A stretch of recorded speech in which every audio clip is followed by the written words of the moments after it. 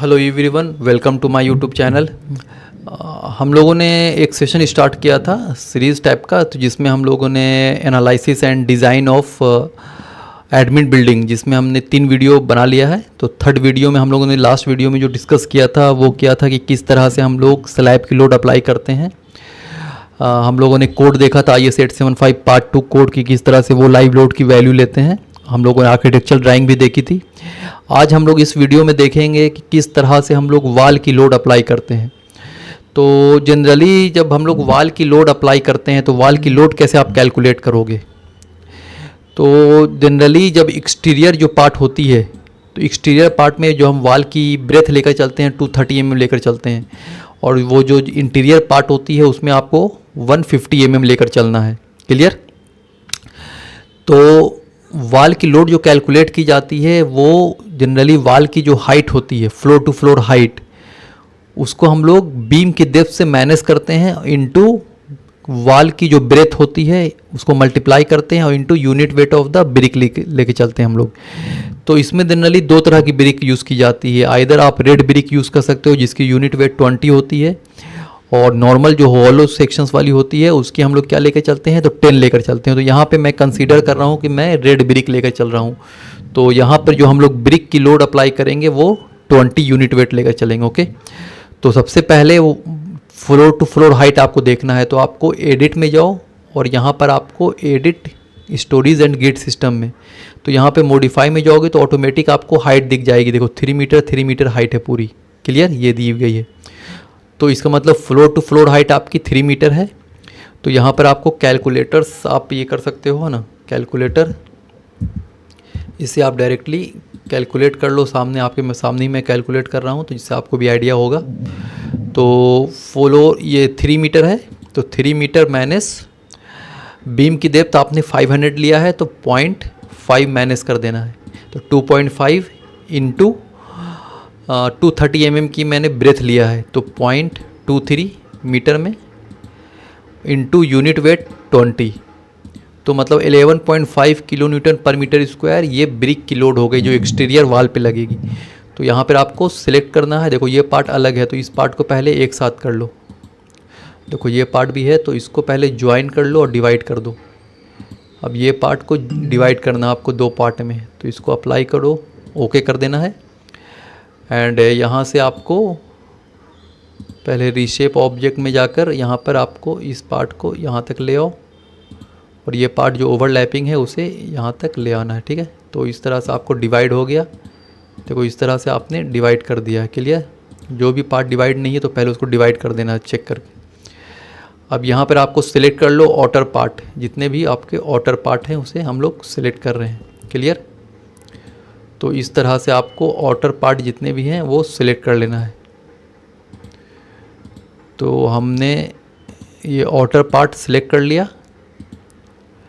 अब outer part select करने के बाद यहाँ पर आपको किस में जाना है, तो गो टू असाइन, और यहाँ पे फ्रेम लोड में जानी है। ठीक है ना, फ्रेम लोड में जाना है, और ये डिस्ट्रीब्यूटेड लोड अप्लाई होगी। तो डिस्ट्रीब्यूटेड लोड में कितनी लोड है आपकी यहाँ पर, तो यहाँ पे 11.5 आई है, तो 11 यहाँ पर आपको 11.5 लेकर चलना होगा, और माइनस नहीं लेकर चलना क्योंकि यहाँ पे ऑलरेडी ग्रेविटी है। यहाँ पे सिर्फ आपको अप्लाई कर देना है। ठीक है। तो इस तरह से आपने एक्सटीरियर पे, आपको 3D पे भी आप चेक कर सकते हो। तो यहाँ पर आपको एक्सटीरियर आ गया, एक्सटीरियर पूरी लोड। क्लियर। अब देखो ये चीज़ क्या है, देखो कितने सारे एरर आ गए हैं इसमें। इस एरर को आपको डिलीट मारना है। अब इस एरर को डिलीट मारने के लिए यहाँ पर क्लोज में जाओ, सबको सिलेक्ट कर लो और सिलेक्ट मार करके डिलीट मार देना है। ठीक है। नहीं तो इसको अगर डिलीट नहीं मारोगे आप तो फिर आपको एनालिसिस में प्रॉब्लम होगी। आपको चेक कर लेना है कि जो जो अनवांटेड चीज़ आ गई कभी क्रिएट हो जाती है, उसमें कोई प्रॉब्लम की बात नहीं होती है ना। कभी कभी जब आप मॉडिफाई करते हो, ये करते हो, तो ये चीज़ क्रिएट हो जाती है। इसको आपको जो भी अनवांटेड चीज़ है उसे आपको डिलीट मार देना है। तो ये चीज़ जो है वो जो चीज़, तो इसे आप इस तरह से डिलीट मार दो। क्लियर। फिर यहाँ पर भी जो भी चीज़ ये हुई है, देखो अब ये चीज़ है, ये पार्ट है, ये पार्ट है, तो इसे आपको डिलीट मार देना है। क्लियर। यहाँ पे एक दिख रहा है आपको, तो ये डिलीट मार दो इस तरह से। ये पार्ट को भी आप डिलीट मार सकते हो, इसको भी क्लोज करके, जहाँ जहाँ पे ये पार्ट पूरी अनवांटेड है। लेकिन ये रखना कि बीम ना डिलीट हो जाए, थोड़ा सा केयरफुली आपको करना है ये, है ना। आपको ये देखना है कि कौन सा आपका बीम है, कौन सा ये है, उसके अकॉर्डिंग ही आपको डिलीट कर देना है। क्लियर। तो इस तरह से आपको देखिए, इससे क्या होगा कि प्रॉब्लम सॉल्विंग में आप देख रहे हो कि कभी कभी ऐसा चीज़ आया तो क्या करेंगे, तो देखो ये सॉल्यूशंस होती है करने की। तो इस तरह से आपको डिलीट कर देना है। क्लियर। और भी देखना है तो और भी इस जगह पे भी देखो दिख रहा है, तो ये चीज़ भी आपको इस तरह से डिलीट मार दो। एंड ये पोर्शंस भी देखो, ये पोर्शंस, ये बीम है, ये बीम है और एक ये बीम है, तो ये डिलीट मार दो। और यहाँ पर भी देखो, आप देख सकते हो, तो इस तरह से ये डिलीट मार देना है। क्लियर। और ये डिलीट मार दो। ओके। तो इस तरह से यहाँ पे भी आपको डिलीट मार देना है एंड ओके कर देना है। क्लियर। एंड यहाँ पर ये पार्ट एंड ये पार्ट, सॉरी ये पार्ट, ठीक है, इस तरह से आपको डिलीट मार देना। अब आप देखो आपको एक्सटीरियर वाल की लोड अप्लाई हो गई है। जितना भी आपको एक्सटीरियर वाल की लोड है वो आपने अप्लाई कर दिया। देखो एक्सटीरियर वाल की लोड आपकी अप्लाई हो गई। क्लियर। अब इस पोर्शंस पे देखो, ये पोर्शंस यहाँ पे वाटर टैंक है, तो वाटर टैंक में ही तो इतनी ये हाइट नहीं देंगे आप लोग। वाटर टैंक की हाइट जो आरसीसी वाल होती है उसकी, तो हम लोग लास्ट में कैलकुलेट कर लेंगे। ठीक है। पहले आपको एक्सटीरियर वाल की जो आपने लोड अप्लाई किया वो आपने अप्लाई कर दिया, तो देखो इस तरह से है। बाकी और भी कहीं पे देख लेना है कि अनवांटेड चीज़ है तो उसको भी आपको डिलीट मार देना है इस तरह से, ये करके जूम। ये 3D में ही सिर्फ दिखेगा, याद रखना।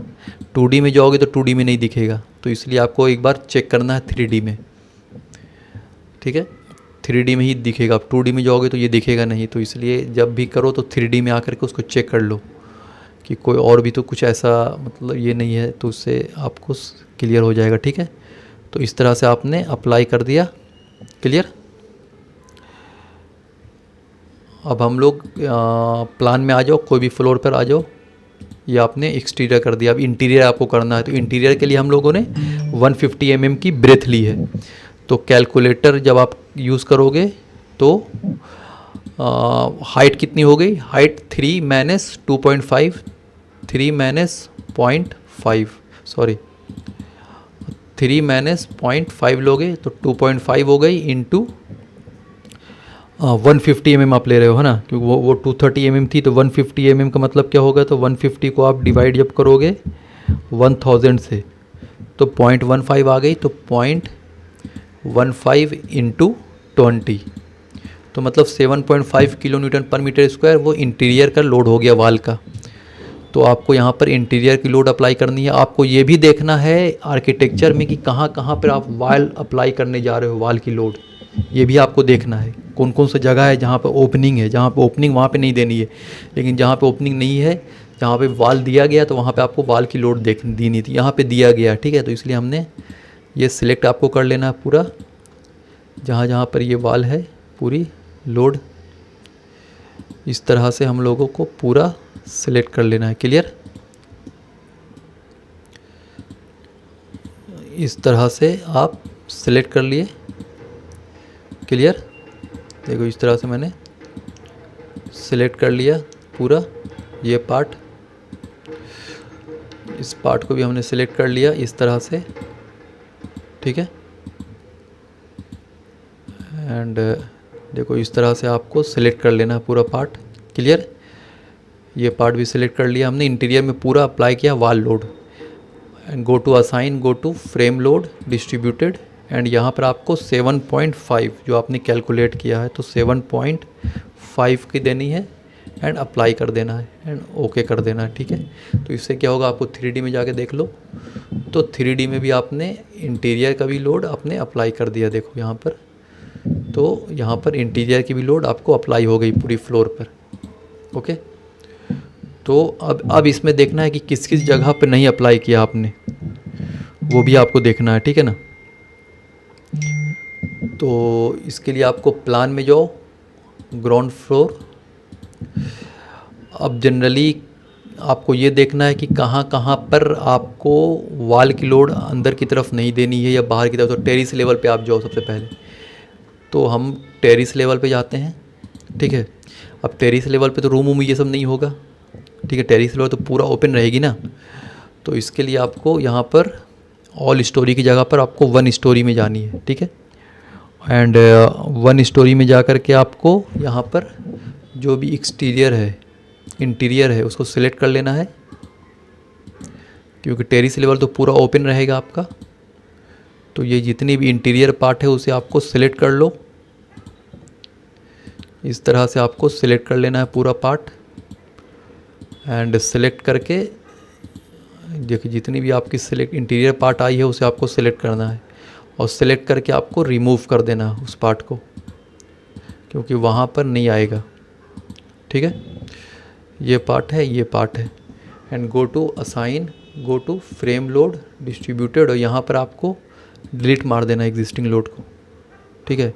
तो देखो टॉप लेवल पर कोई लोड नहीं आया इंटीरियर, यहाँ पे भी इंटीरियर है तो इसको भी हटा दो, सिलेक्ट कर दो। Go to assign, go to frame load distributed load, and यहाँ पर आपको डिलीट एग्जिस्टिंग लोड, ओके कर दो, ठीक है। तो यहाँ पे आप 3D में जाके देख सकते हो। तो टेरिस लेवल पे पूरी लोड आपकी हट गई, क्योंकि टेरिस लेवल बीच में तो पूरी खाली रहेगी ना, जो टेरिस लेवल पर सिर्फ ये पार्ट रहेगा। क्लियर। अब टेरिस लेवल पे एक और चीज़ क्या आपको देखना है, तो टेरिस लेवल पर वाल की लोड इतनी ऊंचाई तक नहीं जाएगी, ठीक। टेरिस लेवल पे सिर्फ आपको पैरापेट वाल देना है, जिसकी हाइट हम लोग 1.2 मीटर तक लेके चलते हैं। तो उसके अकॉर्डिंग ही आपको देखना है। तो 1.2 मीटर अगर मैंने लिया है, 150 mm का थिकनेस लिया है ब्रेथ, इसकी क्या बोलते हैं वो वाल की, तो उसके अकॉर्डिंग जब आप कैलकुलेट करोगे तो कितनी आएगी। तो यहाँ पर आपको कैलकुलेटर्स देखना है, एंड यहाँ पर आप सिलेक्ट कर लो। तो 1.2 मीटर हाइट लेना है। यहाँ पे तो बीम नहीं आएगा, उसके ऊपर ये पैरापेट वाल है ये।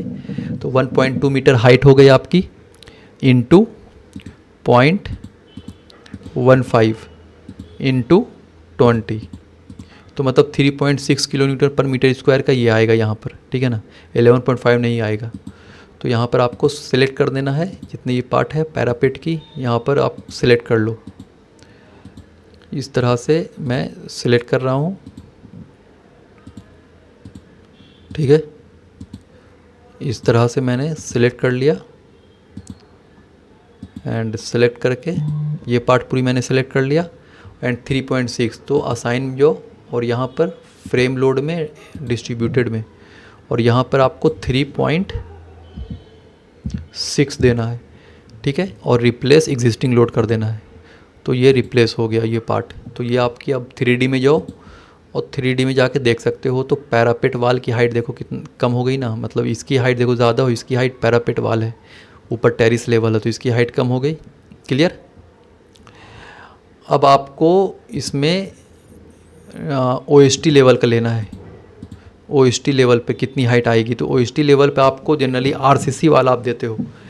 अब OST लेवल पे देखना है कि उसकी वाल की हाइट कितनी आएगी, कितनी ले रहे हैं आप, मतलब 1 मीटर 2 मीटर लेकर चल रहे हैं। तो जनरली हम लोग लेते हैं कि 7 फीट की एक वाटर टैंक दे रहे हैं जिसकी हाइट है। तो हाइट कितनी हो जाएगी, इसको भी आपको कैलकुलेट करना है। तो यहाँ पर आपको कैलकुलेटर में जाकर एक बार कैलकुलेट कर दो। आपके सामने मैं कैलकुलेट कर रहा हूँ, जिससे आपको भी अच्छा कैलकुलेट करने का आइडिया हो जाए, है ना। तो यहाँ पर हम लोग जो वाटर टैंक देंगे, तो जिसमें जो वाल होती है वो बिग वाल नहीं होती, वो RCC वाल होता है। तो RCC वाल के अकॉर्डिंग ही हम लोग देखेंगे। तो RCC वाल की जो हम लोग थिकनेस लेंगे वो या तो आप 150 mm भी ले सकते हो या 200 mm भी ले सकते हो, ठीक है। तो यहाँ पे हम लोग 150 mm लेकर चलते हैं। तो 0.15 इंटू से हम लोग 2 मीटर का लेकर चलते हैं हाइट। तो 2 इंटू 25 यूनिट वेट होती है RCC की। तो 7.5 किलोमीटर पर मीटर स्क्वायर यहाँ पर आपको देना है वाटर टैंक का हाइट। तो 7.5 go to assign, go to frame load distributed, and यहाँ पर आपको 7.5 देकर लेकर चलना है, 7.5, ठीक है। अप्लाई कर दो, ओके कर दो। तो ये पार्ट आपकी अब यहाँ पे आके 3D में आप देख सकते हो। तो यहाँ पर आप देख लो, तो ये पार्ट भी आपकी अलग हो गई। क्लियर। इस तरह से ये पार्ट आपकी वाटर टैंक की लोड, जो वाल है उसकी लोड आ गई, ठीक है। अब यहाँ पर एक चीज़ आपको ये देखना है, अब प्लान में आप जाओ, ठीक है ना, ग्राउंड फ्लोर, एंड इस जगह पर अब आपको वाट ये गई है, क्लियर, ये तो आपको समझ में आ गया पूरा। अब क्या आपको, अब इसको आपको हटाना है, मतलब कि जो दिखे नहीं स्क्रीन पर, तो यहाँ पे जाना शो अनडिफॉर्म शेप में, तो ये हट जाएगा, लेकिन ऑलरेडी वॉल की लोड रहेगी, ठीक है। तो ये आपने कंप्लीट कर लिया। अब आपको ऑल स्टोरी में जानी है। आपने स्लैब की लोड अप्लाई कर दिया, आपने वॉल की लोड अप्लाई कर दिया, ठीक है। अब आपको स्टेप वाइज अब आपको डिफाइन में आना है और यहाँ पर आपको लोड अप क्रिएट करनी है। तो सबसे पहले हम लोग लोड पैटर्न्स में जाते हैं, ठीक है। यहाँ पे डेड लोड तो है ही है, ऑलरेडी लाइव लोड है। अब यहाँ पर जो हम लोग लेते हैं वो कौन सा लोड लेते हैं, उससे पहले आपको पी डेल्टा एनालिसिस प्रोवाइड कर दो। तो go to define, go to P delta options, और यहाँ पे इटरेटिव बेस्ड ऑन लोड्स होता है, ठीक है ना। देखो जनरली पी डेल्टा क्या होता है, पी डेल्टा एनालिसिस के लिए आपको ऐसा नहीं है कि पी डेल्टा एनालिसिस किसी पार्टिकुलर स्ट्रक्चर में करना। पी डेल्टा एनालिसिस मोस्टली हम लोग हर स्ट्रक्चर में करते हैं, क्योंकि ये क्या होती है, एक लैटरल लोड होती है, ठीक है ना। मतलब जो लैटरल डिस्प्लेसमेंट होती है उसको ये करता है, रेसिस्ट करता है। तो जनरली हम लोग पी डेल्टा ऑप्शंस हर एक इसमें प्रोवाइड करते हैं। इसमें ये होता है, क्राइटेरिया होती है कि अगर बिल्डिंग की हाइट 50 मीटर से ऊपर है तो उसके लिए जो ऑप्शंस हम लोग अलग लेते हैं, और 50 मीटर से कम रहती है तो उसके लिए पी डेल्टा का वैल्यू अलग लेते हैं। अब पी डेल्टा की वैल्यू अगर 50 मीटर से कम, अब यहाँ हमारी बिल्डिंग 10 ही फ्लोर तक है तो उसमें 50 मीटर से कम हाइट है बिल्डिंग की, तो उस कंडीशंस में हम लोग पी डेल्टा जो लेते हैं वो या तो डेड लोड 1.5 लेकर चलते हैं, या फिर dead load 1.2 and live load 1.2। वो डिपेंड कब करेगा, जब आपको दोनों में से चेक करना है कि आइदर डेड लोड गवर्न कर रहा है, या फिर डेड लोड 1.2 और लाइव लोड 1.2 जो ले रहे हैं वो गवर्न कर रहा है। तो उसके अकॉर्डिंग ही आपको देखना है, दोनों में से जो ज़्यादा गवर्न करेगा वही वैल्यू आपको लेनी है। क्लियर, आई होप आपको समझ में आ रहा होगा ना। तो यहाँ पर मैं कंसीडर ये कर रहा हूँ कि डेड लोड हम लोग 1.5 लेकर चल रहे हैं, ठीक है। मतलब डेड लोड 1.5 ये हो गया। और यहाँ पे हमको देखो 0.001 होना चाहिए relative convergence tolerance, iterative based on loads होना चाहिए, और यहाँ पर आपको ओके कर देना है, ठीक है। अब हमको नेक्स्ट में डिफाइन में जानी है, और डिफाइन में जा कर के आपको यहाँ पर पहले लोड पैटर्न्स में जाना है, और यहाँ पर आपको जो देना है वो अर्थ को एक लोड अप्लाई करनी है, अर्थ को एक लोड EX, और यहाँ पे टाइप में आपको सेस्मिक लेकर चलना है, ठीक है। और यहाँ पर आपको जो लोड लेनी है वो EX के लिए, मतलब जो कोड फॉलो करती है, तो 1893/2016 जो सेस्मिक लोड के लिए होता है, और इसको ऐड कर देना है, ठीक है। उसी तरह से EY में EY लेनी है और इसे ऐड कर देना, ठीक है। और यहाँ पर EX में जाना है और मॉडिफाई लैटरल लोड में जाना है, और EX ऑप्शन है तो Y को हटा देना है, ठीक है। और इसेंट्रिसिटी रेशियो जो होती है 0.05 लेकर हम लोग चलते हैं। ये टॉप स्टोरेज से लेकर बेस तक हम लोग अप्लाई कर रहे हैं earthquake load. Response reduction factor R की वैल्यू हम लोग 5 लेकर चलते हैं, मतलब IS 13920 हम लोग फॉलो कर रहे हैं इसमें। यहाँ पे कोड किस जोन में है बिल्डिंग आपकी, तो मैं कंसीडर कर रहा हूँ कि ये जोन 3 में है, ठीक है ना। मैं कंसीडर ये कर रहा हूँ कि जोन 3 या फिर जोन 4 लेकर चलता हूँ, सबसे बेटर होगा ना। जोन 4 मैंने ले लिया। अब यहाँ पर यूज़र डिफाइंड में क्लिक करके यहाँ पे सिर्फ छोड़ देना है, ओके कर देना है सिर्फ, ठीक है ना। यहाँ पे ओके कर दो। उसी तरह से EY में मॉडिफाई करो लैटरल लोड, और यहाँ पर Y में ले लेना है, और यहाँ पर आपको थर्ड में यहाँ पर यूज़र डिफाइंड ये रहने देना है, और यहाँ पर ओके कर देना है, और यहाँ पर ओके कर देना, ठीक है। तो अब आपको ये देखना है कि यहाँ पर आप स्टैटिक लोड सिर्फ अप्लाई करोगे कि डायनेमिक लोड अप्लाई भी करोगे। अब मैंने क्या बोला था, डायनेमिक लोड आपको तब अप्लाई करना है जब आपकी बिल्डिंग की हाइट, ठीक है, 15 मीटर से ज़्यादा हो। वो बिल्डिंग, मतलब किस जगह पे हम लोग डायनेमिक लोड अप्लाई नहीं करते हैं, अगर बिल्डिंग की हाइट 15 मीटर से कम है।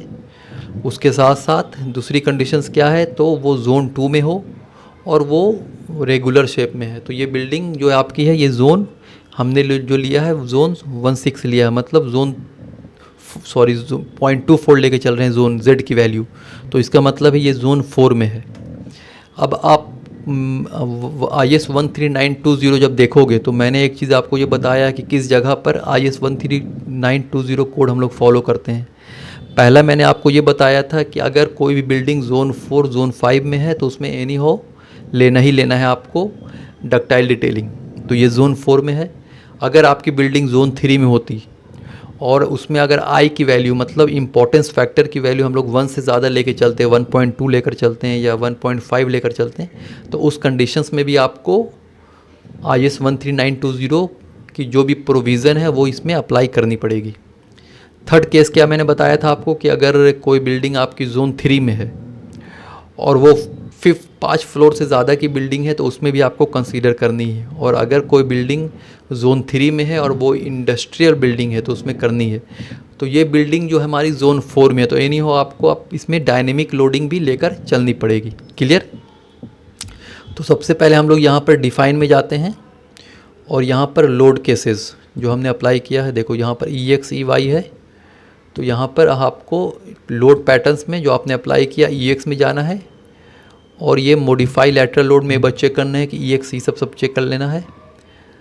अब यहाँ पर आपको टाइम पीरियड की वैल्यू देनी है, देखो यहाँ पे क्लिक करोगे तो ये टाइम पीरियड की वैल्यू देनी है। तो आपको पता है कि टाइम पीरियड की जो वैल्यू होती है वो क्या होती है, TX एंड TY। तो TX की जो वैल्यू होती है वो 0.09 इंटू H बाई √dx लेकर चलते हैं हम लोग, ठीक है। तो dx क्या हो गया, ये x डायरेक्शन dx हो गया और ये y डायरेक्शन हो गया। तो आपको देखना है कि बिल्डिंग आपकी x डायरेक्शन में कितनी है, तो यहाँ पर चेक कर लेना है column two column. x direction में 29 मीटर है एंड y डायरेक्शन में आपको देखना है तो y डायरेक्शन में आपकी है 15.77 मीटर। क्लियर? अब इसके अकॉर्डिंग आपको TX एंड TY की वैल्यू देखनी है। तो TX का मतलब हो गया 0.09 इंटू H। H क्या हो गई, पूरी हाइट ऑफ द स्ट्रक्चर। तो आपको प्लान में जानी है और पूरी स्ट्रक्चर की हाइट आपको देखनी है। तो Z, क्योंकि ई टैब में Z जो होता है समझिए कि वो वर्टिकली होता है और स्टैट प्रो में Y जो होता है वो वर्टिकली होता है। तो यहाँ पर Z क्या 42 मीटर की बिल्डिंग की पूरी हाइट है। क्लियर? तो यहाँ पर आपको किसी भी फ्लोर में आओ, जिस फ्लोर में आपने मेज़र किया डिस्टेंस, कोई भी फ्लोर ले लो आप, है ना। अब यहाँ पर TX निकालना है, X डायरेक्शन में टाइम पीरियड निकालना है। तो 0.09 इंटू H की वैल्यू क्या है, H की वैल्यू है 42 मीटर डिवाइडेड बाय √dx आपको लेना है। तो √dx निकालोगे आप, तो √dx निकालने के लिए आपको कैलकुलेटर से यूज़ करना पड़ेगा। आपको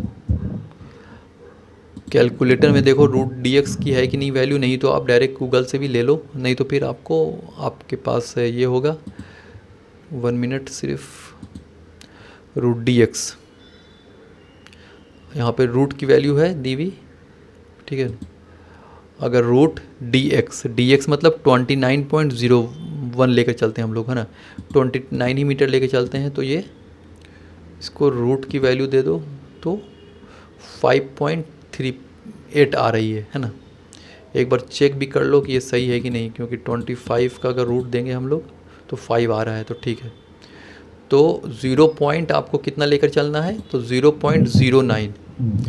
तो 0.09 इंटू H की वैल्यू कितनी है, 42 मीटर है H, डिवाइडेड बाई 5.38 जो √29 की वैल्यू है। तो मतलब 0.70, ये TX time period X direction में 0.70 आ रहा है। तो यहाँ पर आपको जाओगे, यहाँ पर आपको डिफाइन में जाना है इस पोर्शंस में, और आपको लोड पैटर्न्स में X डायरेक्शंस में आपको मॉडिफाई 0.70 लेके चलना है। यहाँ पर टाइम पीरियड की वैल्यू 0.70। क्लियर? और यहाँ पर ओके कर देना है। अब इसी तरह आपको Y में लेना है वैल्यू, ठीक है। तो Y के लिए भी आपको कैलकुलेट करना पड़ेगा। तो Y के लिए कितना 15.77 मीटर है। तो यहाँ पे कैलकुलेटर में आपको पहले ये 15.77 का रूट ले लो, तो 3.97 आ रहा है। तो 0.09 इंटू एच की वैल्यू 42 मीटर है, तो 42 मीटर ले लो डिवाइडेड बाई 3.97, तो ये आ गया 0.95, वाई डायरेक्शन में 0.95 आ रहा है। तो डिफाइन में जाना है आपको एंड लोड पैटर्न्स में जानी है, और यहाँ पे वाई डायरेक्शन में आपको मॉडिफाई करना है, और यहाँ पर कितना लेना है, तो 0.90 आया था ना, तो 0.90 लेना है, ठीक है। और यहाँ पर ओके कर देना है, और यहाँ पर आपको ओके कर देना है। क्लियर। तो ये आपने स्टैटिक अर्थक्वेक लोड आपने अप्लाई किया।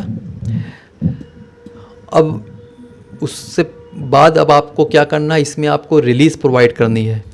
अब रिलीज़ क्या होता है, रिलीज़ जनरली जो प्रोवाइड की जाती है, ये प्रोवाइड की जाती है to reduce the negative bending moment that will occur at the end support of the secondary beam. देखो जनरली दो तरह की बीम होती है, एक प्राइमरी बीम होती है और एक सेकेंडरी बीम होती है।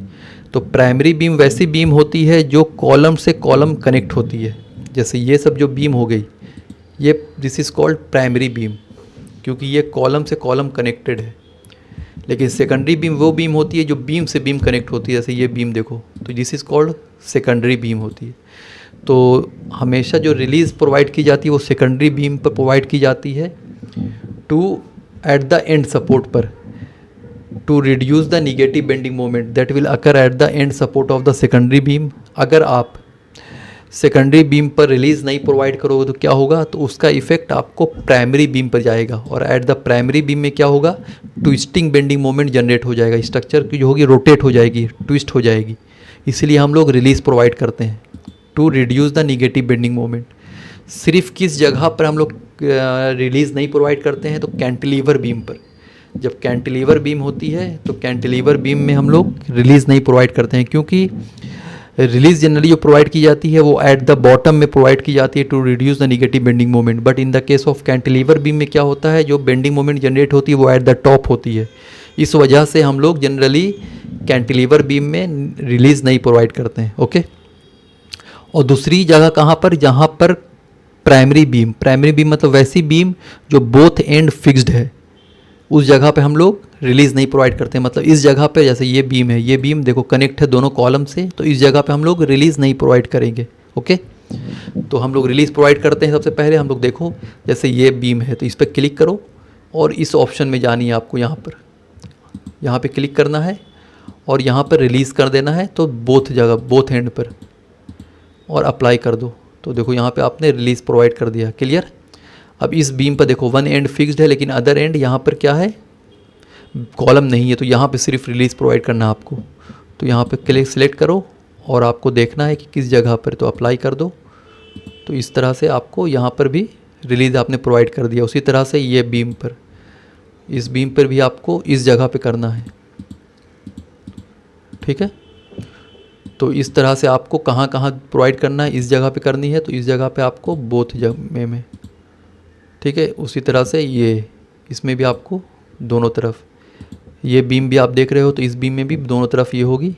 उसी तरह से आपको चेक करना, अब ये बीम है तो वन एंड तो शेयर वाल से कनेक्ट है, सेकंड एंड सिर्फ फ्री है, तो सेकंड एंड फ्री के लिए आपको यहाँ पर ये करना है, इधर इस तरफ। ठीक है। उसी तरह से ये बीम आप ले लो। अब ये बीम देखो यहाँ से आपको डिवाइड करनी पड़ेगी, तो सबसे पहले इसको डिवाइड कर दो, इस बीम को। ये करने के बाद यहाँ पर आपको डिवाइड में जाना है और डिवाइड में 2 क्लिक कर देना है। ठीक है। एंड यहाँ पर तो ये डिवाइड हो गया और ये बीम डिवाइड हो गया। अब यहाँ से देखो इसको डिवाइड कर देना है, क्योंकि ये पूरी बीम एक है, तो इसको डिवाइड करने के लिए आपको फिर से डिवाइड फ्रेम में अप्लाई कर दो, ओके कर दो। एंड यहाँ पर आपको रिशेप ऑब्जेक्ट में जाना है यहाँ पर। ठीक है। और ये पार्ट यहाँ तक आ गई।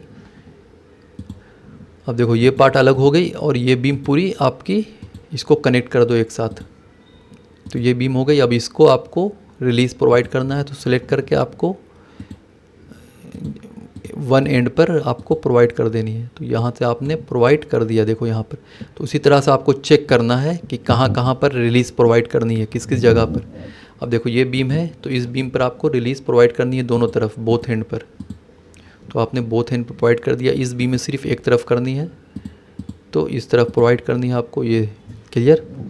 उसी तरह से आपको चेक करना है कि कहाँ कहाँ प्रोवाइड करना। आई होप सब हो ही गया है ना। हाँ, ये एक बीम है, तो इस बीम पर आपको दोनों तरफ प्रोवाइड करनी है रिलीज़। तो आपको रिलीज़ यहाँ पे प्रोवाइड कर दिया आपने। तो ये जनरली प्रोसेस होती है, ठीक है। यहाँ पर एक बीम है, तो यहाँ पर आपको एक यहाँ पे प्रोवाइड करनी है रिलीज़। तो आज के लिए हम लोग इतना ही रहने देते हैं ना। नेक्स्ट में फिर हम लोग कंटिन्यू करेंगे। आज हम लोगों ने ये देख लिया कि कहाँ कैसे प्रोवाइड की जाती है ब्रिक की लोड, और उसके साथ साथ हम लोगों ने ये देखा कि रिलीज़ कैसे प्रोवाइड की जाती है, वो सब, ठीक है।